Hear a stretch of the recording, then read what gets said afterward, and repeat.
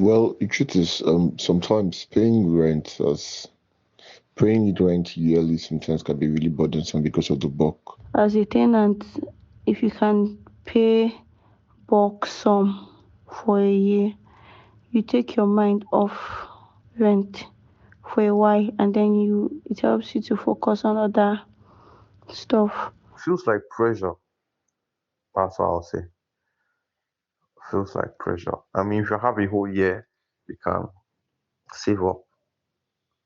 But if it's monthly, you'll be on your toes every month. It should be between the landlord and the tenant. If the tenant prefers to do monthly, the landlord should be able to. Generally, if you haven't asked me what I think, which do I prefer, is that the bill is useless. Because the foundation on which price, which is the problem the bill is supposedly supposed to be handling, is not settled.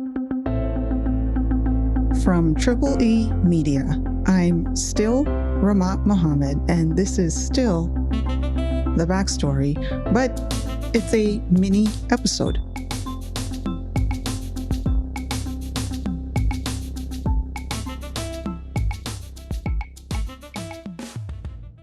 Rent in Abuja is expensive. According to a report by the International Center for Investigative Reporting, a 3-bedroom flat in highbrow areas like Maitama, Asokoro, Wuse, and Jabi costs an average of 3.5 million naira annually.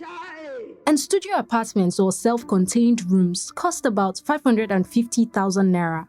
While in satellite towns like Kubwa, Lugbe, and Kuje, a 3-bedroom apartment costs around 500,000 naira to 1.2 million naira. And studio apartments go for between 200,000 naira and 250,000 naira. Now, typically, most landlords in Abuja require tenants to pay the annual cost all at once. But one senator, Smart Adeyemi, is out to change that. That when you are going to take an apartment, the maximum of what a landlord should ask you to pay must be 3 months. After 3 months, you pay monthly. On the 18th of January, Senator Smart Adeyemi sponsored a bill titled Advanced Rent for Residential Apartments, Office Spaces, etc. Regulation Bill 2022.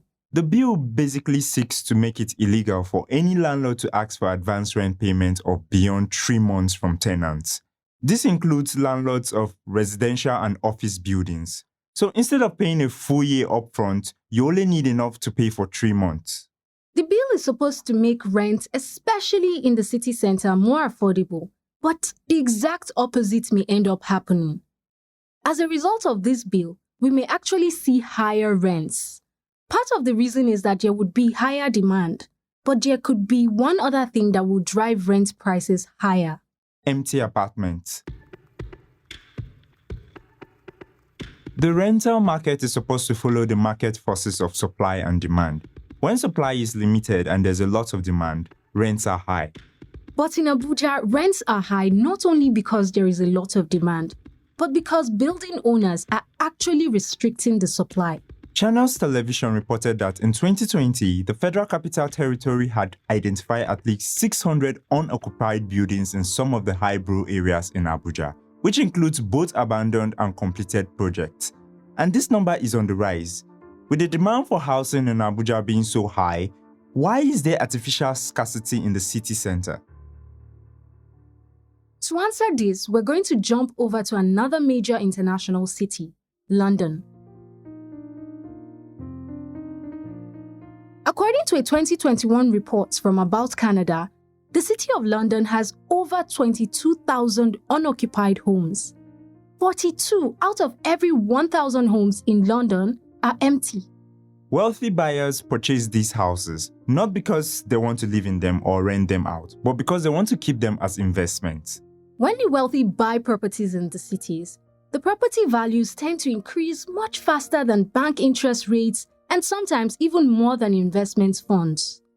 So these wealthy people who can afford to invest for years buy these houses and raise the rent so high that not everyone can afford to live in those areas.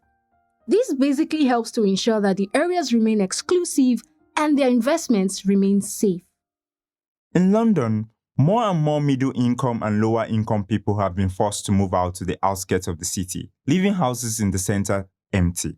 But because the demand for housing is still high and the landlords are charging high rents, the values of homes in London continue to go up. Some will double or even triple in just a few years. Something similar may be happening in Abuja, where property values and rents in the city are continuing to go up, while more and more average people are forced to move to the outskirts of the city like Kuje, Nyanya, and Kubwa. But the question you probably have is, how could a building developer or an owner afford to have an empty building? If the developers took loans at high interest rates to build houses, why keep them empty? Don't they need the rental income to pay back the loans? If no one is renting, then the owner who invested so much will be losing money, right? Well, yes and no. It really depends on how that owner got the land in the first place. Before 2018, the Federal Capital Territory Administration was actually allocating land to residents and others at very minimal cost. So if a developer was able to acquire an allocation, then their cost is really only for the building materials and labor. The relatively low cost of ownership means that the developer probably didn't take out much in loans, and so he could afford to keep the property empty, until a buyer comes along and pays double or triple the price for it. Okay, so let's come back to Senator Smart's bill. If it is implemented, in theory, it should help drive younger, middle, and lower-income people into the city to live and work. But it assumes that people who invested in properties in the city are willing to let that happen.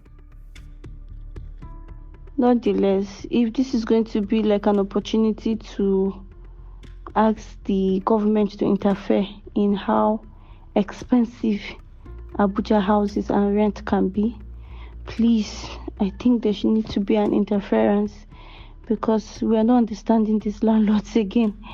The issue of high cost is not being solved.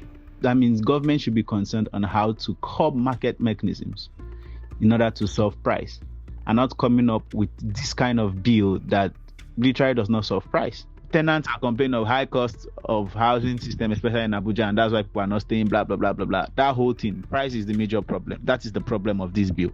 Let's solve price.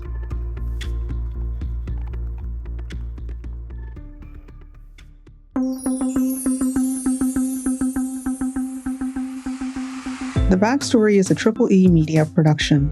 Production copyright 2022 Triple E Media Productions. If you enjoyed this episode of The Backstory and you would like to hear more, go to our website at 234audio.com to play the sample content. Then download our app from the Google Play Store for even more episodes. You can also subscribe to our YouTube channel at 234audio to watch the video for this episode. Make sure to click the notification bell, like, and leave a comment.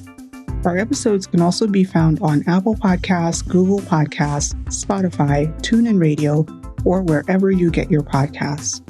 Don't forget to subscribe, like, and leave a comment.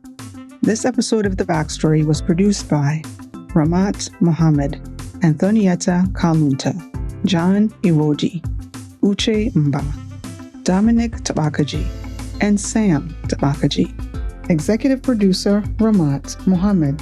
A special thank you to everyone who took the time to share your thoughts with us. Your contributions are very much appreciated.